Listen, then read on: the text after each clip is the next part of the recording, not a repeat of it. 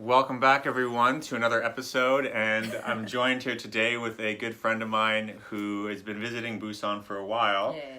And she's from Russia, but living in Thailand. So we're going to talk about the, lifestyles, costs of living, and just overall good times to be had in Russia and Thailand. So for you travelers out there that are looking for a new spot to check out, Elana, Yes. tell us about it. So Yeah. you've been living in Thailand, and so you're from Russia. I'm from Russia, from Siberia. This is Siberia.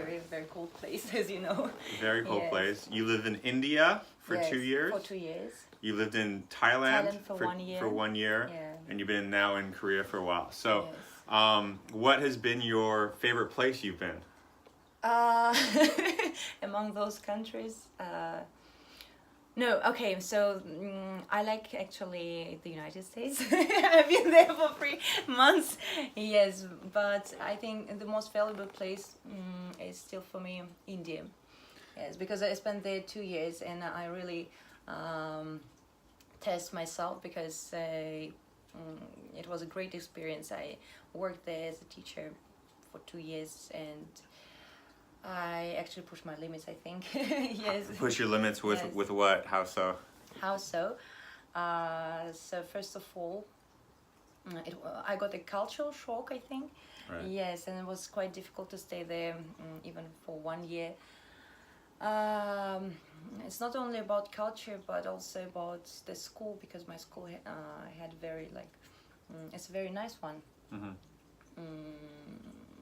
And So Yes. India is one place. I think if someone gave me a free ticket, I probably wouldn't even go.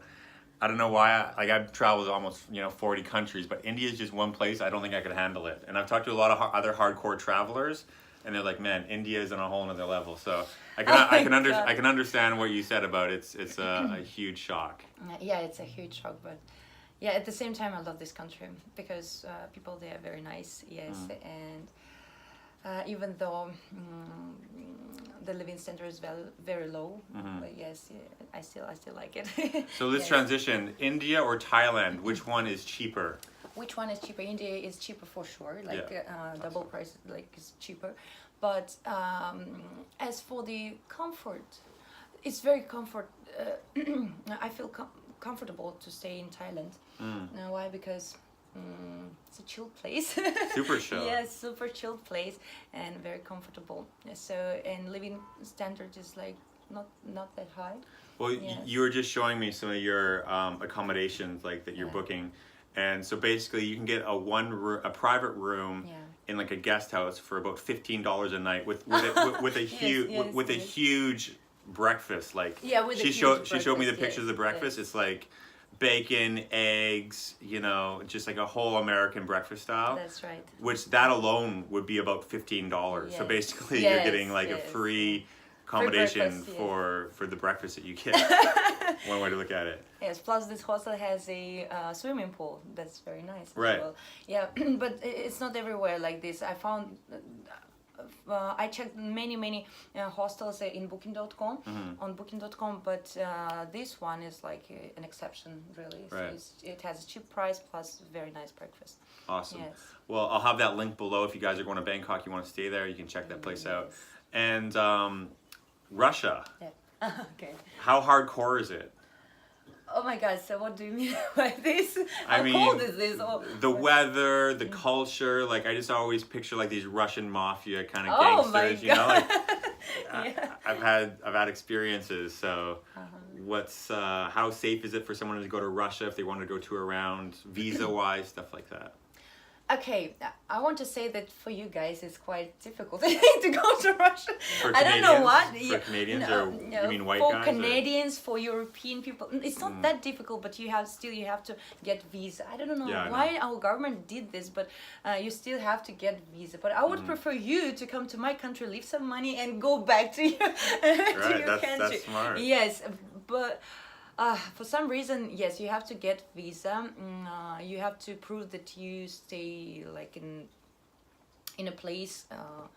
I mean, just the government tries to control you, so they want to know everything, where you stay, where you go. Yeah. Like most governments.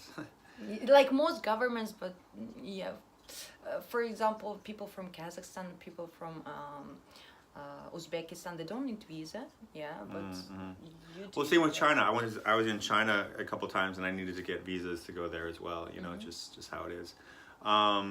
So, cost of living. You're showing me a condo. To get a fully furnished condo in Bangkok, it's about $500 a month.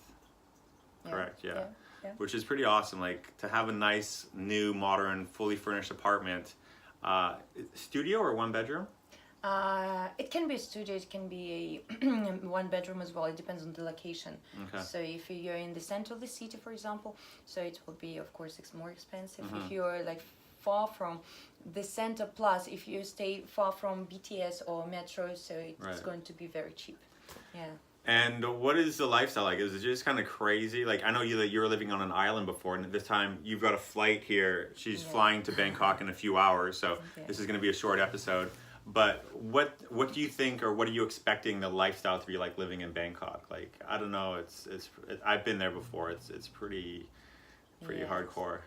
You know, different people have different opinions. But as for me, I love Bangkok. Why? Because it's a very bustling city.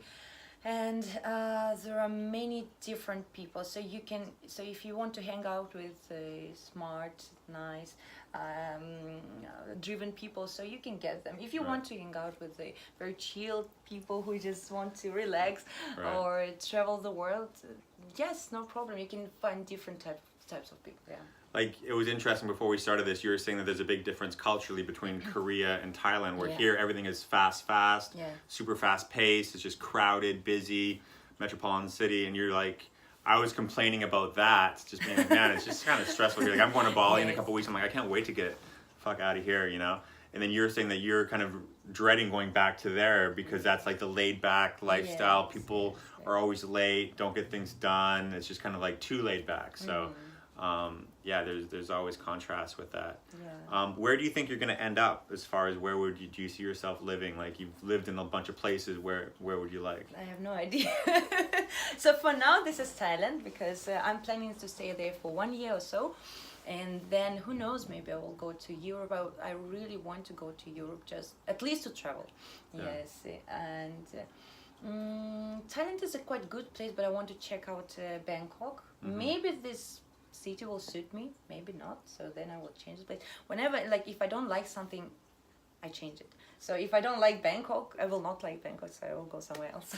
Well, that's cool. And you have a lot of flexibility with your job. Maybe just share with people what you do. And sorry. I'm an ESL teacher, so English is a second language. So, and since I know English, so I can travel to many places.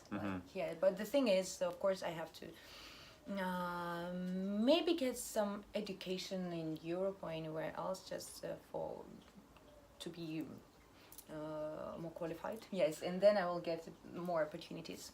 And what's the English speaking like in both Russia, Thailand, and India? Like for a traveler going to all three of those countries, what do they need to know? What do they need to know? I mean, just like, can they get by without speaking, like, you know, like in Russia, like I've met a lot of Russians that don't really speak much English. That's right. So if you're in Russia, for you it will be quite difficult, I think, to travel, because many Russian people don't speak English. But still they can be very nice to you, because we don't smile, but we're actually nice people. Yes. You're smiling on the inside because it's so cold outside all the time. I think so. Okay. People don't speak English, but we try to communicate. We try to express ourselves even though we don't know. So we'll use like verbal speech. What is this called? Body language. Body language, yes. So as for India, if you're in India, you will not have any problems talking to them, talking to the people, because English is the second official language in India. Okay. And as for Thailand, if you're in tourist places, there's no problem, so you can communicate easily. But if you're in a rural area, so then it's going to be a problem maybe, yeah, Right. because whether you need to know Thai language or you have to use Google Translate. Which I've been living off of here for a long time. Yes. And how did you find your experience in Korea? How do I find it? It's quite fine. So still people, for example, some people can speak English, so I can communicate. Some people don't really speak English, so and that's why I had to learn just a little bit of Korean language. Yes, and it's quite nice. I like Korea in terms of Korean people are actually very hardworking people, and they really try to make their country better. So this is what I like in these people. And oh yeah, Korean people really respect adults. Yes, this is what I like. But at the same time, this is not my country, I think, because I don't know, for some reason they don't talk a lot. Even when Korean people are outside, they don't laugh a lot, so I cannot hear. Only when they're drinking. Oh really? Okay, okay. So yeah, it's a nice country, I think, but I don't think I would stay here. Right. Yeah. Yeah. Yeah, I enjoy it in small doses, and that's why I Yes, travel yes, out a lot yes, and stuff. yes. Yeah. Last question: do you have any kind of crazy travel stories you want to share? Crazy travel story. Okay. So it started in Thailand. So I remember. As most good stories do. Actually, I wanted to go to Malaysia.